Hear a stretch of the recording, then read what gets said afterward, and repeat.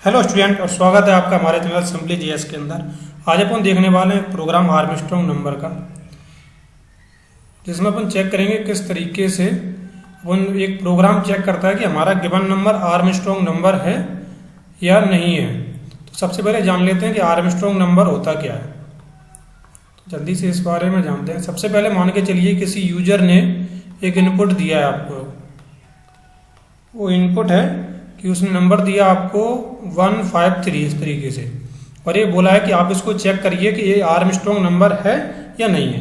तो Armstrong number prove कैसे किया जाता है? तो जो भी आपको नंबर दिया है उसके हर एक डिजिट को उठाइए। उसके अंदर कितने डिजिट हैं? 1 2, इसके अंदर 3 डिजिट हैं। हर एक डिजिट को उठाएंगे, उसका क्यूब करेंगे और ऐड करते जाएंगे उसके नेक्स्ट डिजिट से, उसके अगले वाले डिजिट से उसको ऐड करते जाएंगे। हर एक डिजिट को उठाएंगे, उसका क्यूब करेंगे और उसके अगले वाले डिजिट से उसको ऐड कर देंगे। ये बोला जा रहा है कि इनका जो क्यूब है और उनका जो एडिशन है वो हमेशा इक्वल टू होना चाहिए। किसके? जो नंबर यूजर ने इनपुट किया है उसके।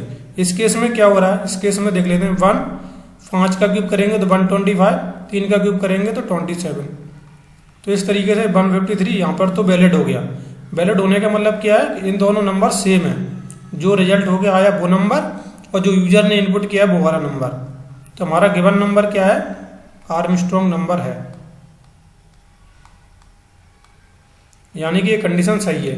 इसके अलावा दूसरा नंबर देंगे और अगर वो इस कंडीशन को सेटिस्फाई नहीं कर रहा होगा तो वो आर्मस्ट्रांग नंबर नहीं होगा। ये तो सिंपल सी बात है।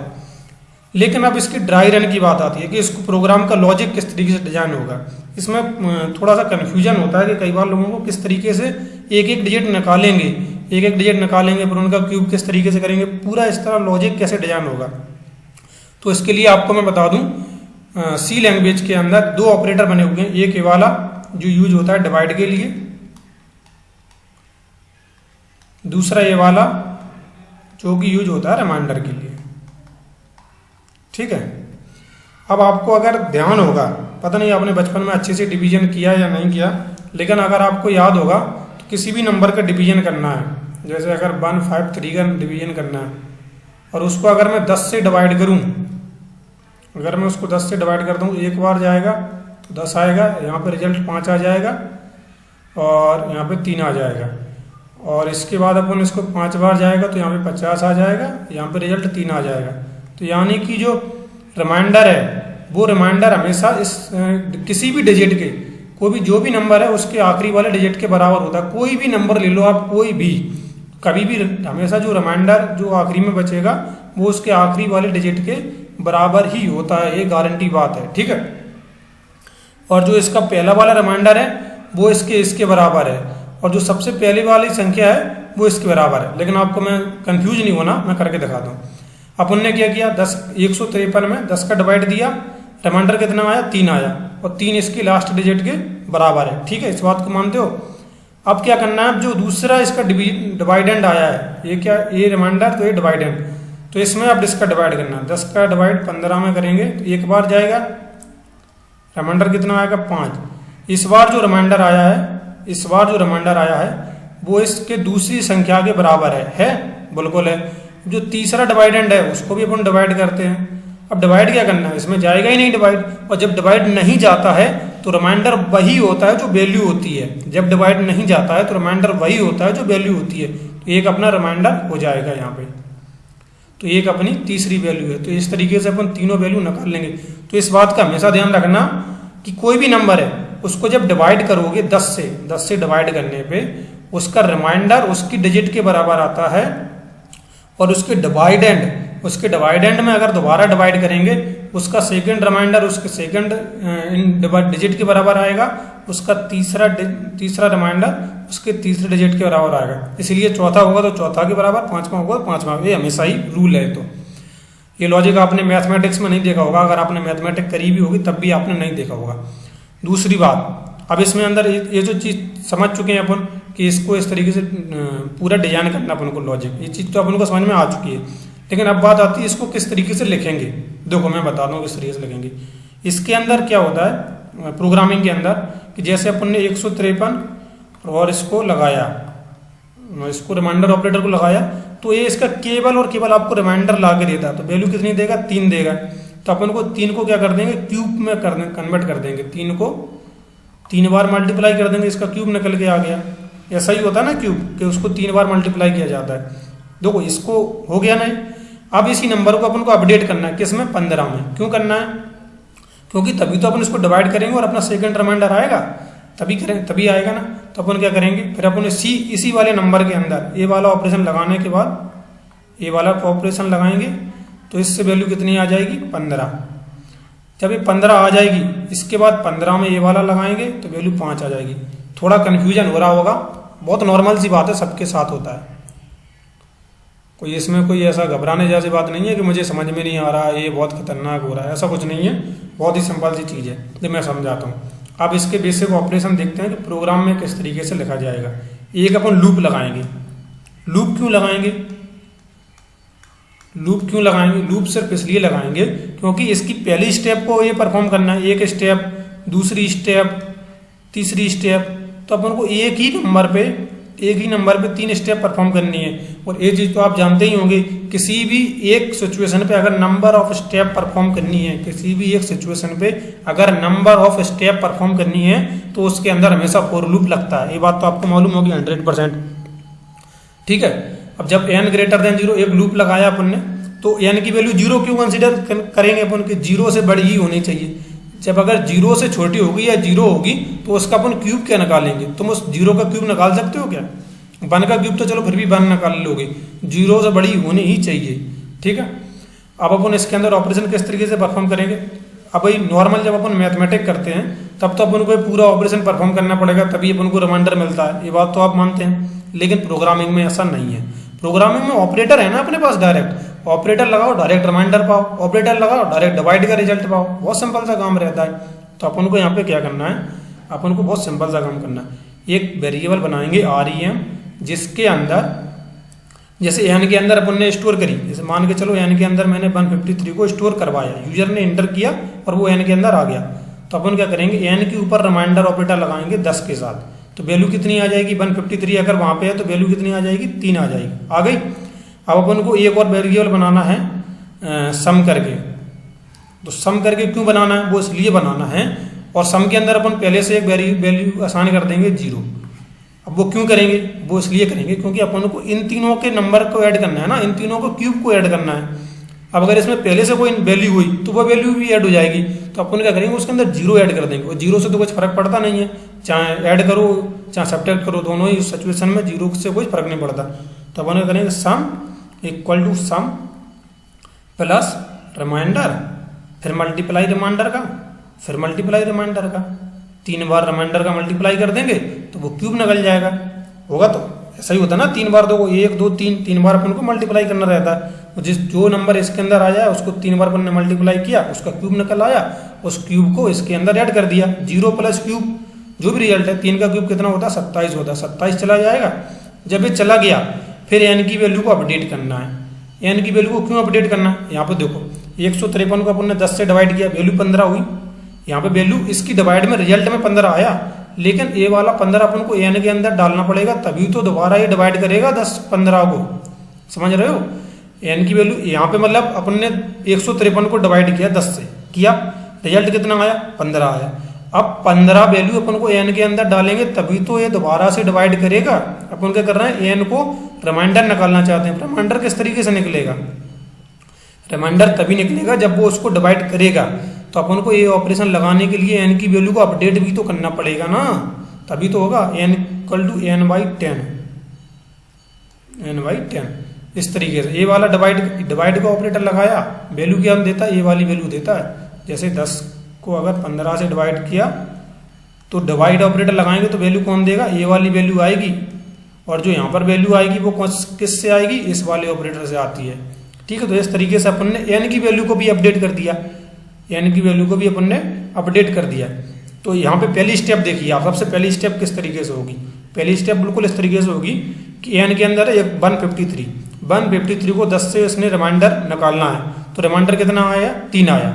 यहाँ पर देखते चलो, रिमाइंडर कितना आया, 3 आया। 3 का के अंदर, 3 किसके अंदर गया, रिमाइंडर के अंदर। सम के अंदर वैल्यू कितनी है, 0 प्लस रिमाइंडर का क्यूब, 3 बार मल्टीप्लाई किया, रिमाइंडर का क्यूब कितना आया, 27। तो सम के अंदर वैल्यू कितनी चली गई इस बार 27 गई। अब n के अंदर अभी तो 153 है, अभी तो 153 है, लेकिन अपन ने क्या किया, अपन ने अभी ऑपरेशन परफॉर्म कर दिया कि n इक्वल टू n/10। तो इससे क्या हुआ, इससे हुआ कि n के अंदर अब वैल्यू 153 डिवाइड बाई 10 जो कि 15 आएगा। ए वाला ऑपरेटर क्या करता है, ए वाला रिजल्ट देता है, ए वाला। तो ये जो 15 वैल्यू आई वो अब n के अंदर चली गई।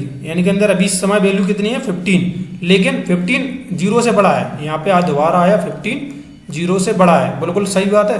तो इसको दोबारा से ये अंदर जाएगा, लूप के अंदर जब दोबारा जाएगा तो रिमाइंडर के अंदर वैल्यू अभी कितनी आएगी 15। जब यहाँ पे मैं कर देता हूँ 15, 10 को डिवाइड करेगा, यहाँ पे रिमाइंडर देना है, तो रिमाइंडर कितना आ रहा था 5।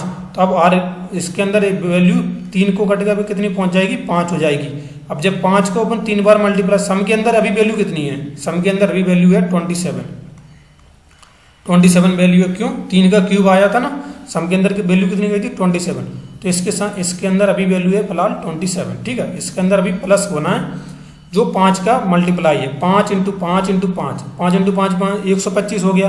तो 125 इसके अंदर पहुंच गया, यानी कि सम के अंदर जो अभी वैल्यू पहुंच गई कितनी 152 इसके अंदर वैल्यू पहुंच गई, 152 इसके अंदर वैल्यू पहुंच गई। अब अपन को इस वाले स्टेप में क्या करना है, फिर से डिवाइड n की वैल्यू को अपडेट करना पड़ेगा। अपडेट क्यों करेंगे, मैं थोड़ी देर के लिए कुछ चीजें मिटा रहा हूं जिससे समझ में आ जाए।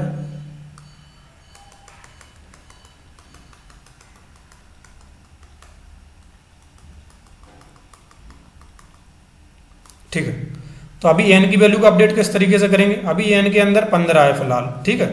अपन ने लिखा n equal to n divide by 10, तो n equal to 15 divide by 10, तो रिजल्ट कितना आएगा 1। तो n के अंदर वैल्यू कितनी पहुंच गई 1। अब ये कंडीशन चेक करेगा, 1 0 से बड़ा है, बिल्कुल बड़ा है। जब बड़ा है तो फिर से अंदर जाएगा लूप के अंदर, लूप के अंदर जाएगा तो रिमाइंडर निकालना है इस बार। तो वैल्यू कितनी है 1, रिमाइंडर 10।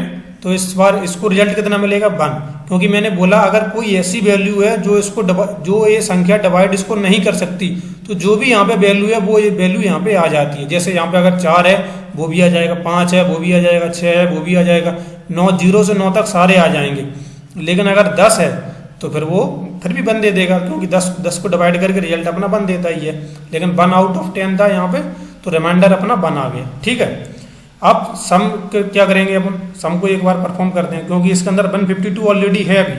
तो सम के अंदर अभी 152 है प्लस 1 का मल्टीप्लाई इनका, 1 का मल्टीप्लाई इनका 1, तो इसका रिजल्ट क्या आएगा 1 ही आएगा। तो 152 प्लस 1 कितना पहुंच गया इसके अंदर 153 पहुंच गया, ठीक है, 153 पहुंच गया। अब n की वैल्यू को अपन ने अपडेट कर दिया, n की वैल्यू को दोबारा अपडेट करते हैं। n के अंदर अभी 1 है और n equal to 1 divide by 10।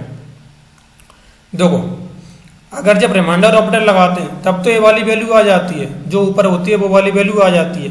लेकिन जब डिवाइड ऑपरेटर लगाते हैं, जब डिवाइड ऑपरेटर लगाते हैं और इस तरीके का जब एक्सप्रेशन होता है तो वैल्यू हमेशा 0 आती है। यानी कि अगर किसी भी छोटे नंबर को अगर उससे बड़े नंबर से डिवाइड करेंगे तो हमेशा वैल्यू 0 ही मिलेगी, हमेशा वैल्यू 0 ही मिलेगी, ठीक है। और इस तरीके से n की वैल्यू कितनी हो जाएगी इस समय 0 हो जाएगी। अब वो दोबारा से लूप चेक करेगा तो n की वैल्यू इस बार जो 0 है, ये वाली कंडीशन वो चेक करेगा, ये वाली कंडीशन चेक करेगा तो होगा क्या कि 0 ग्रेटर देन 0, कंडीशन फॉल्स हो गई तो वो लूप से बाहर आ जाएगा, लूप से बाहर आ जाएगा। उसके बाद वो नंबर को चेक करेगा और नंबर को चेक करने के बाद अपन को प्रिंट कराएगा कि ये नंबर हमारा आर्मस्ट्रांग नंबर है या नहीं है, ठीक है। ये उसका मेन लॉजिक ये वाला था। बाकी का तो बहुत ही सिंपल सा प्रोग्राम है, अपन बनाते हैं और एक बार चेक करते हैं किस तरीके से परफॉर्म करना है, ठीक है। अब चलते हैं सीधे प्रोग्राम पे। जैसे कि मैं यहाँ पे बनाता हूँ हैज इंक्लूड stdio.h, फिर इसके बाद लिखता हूँ इंट मैन, इसके बाद RETURN 0, ये अपना बेसिक कोड हो गया। इसके बाद इंट एक n नाम से वेरिएबल डिक्लेयर करना है, n नाम से वेरिएबल डिक्लेयर करना है, और किस नाम से करना था REM नाम से डिक्लेयर करना है, एक s2m नाम से जिसके अंदर वैल्यू 0 देनी है। और कोई वेरिएबल है क्या, अभी तो फिलहाल नहीं है, फिर देखते हैं क्या करेंगे। और इसके बाद अपन को क्या करना है ना, अपन को printf यूजर से नंबर लेना है, printf इंटर नंबर,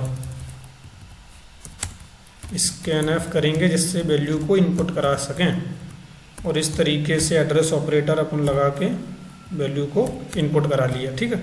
इसके बाद अपन क्या करेंगे, इसके बाद अपन वो प्रोसेस परफॉर्म करेंगे। जैसे अपन व्हाइल लूप लगाएंगे और बोलेंगे एन की वैल्यू है जो हमारी ग्रेटर देन 0 होनी ही चाहिए, बिल्कुल। फिर अपना लॉजिक लगाएंगे वो वाला, क्या लगाएंगे कि रिमाइंडर इक्वल टू एन, कहाँ गया परसेंटेज, एन परसेंटेज बाई 10, जिससे रिमाइंडर आ गया।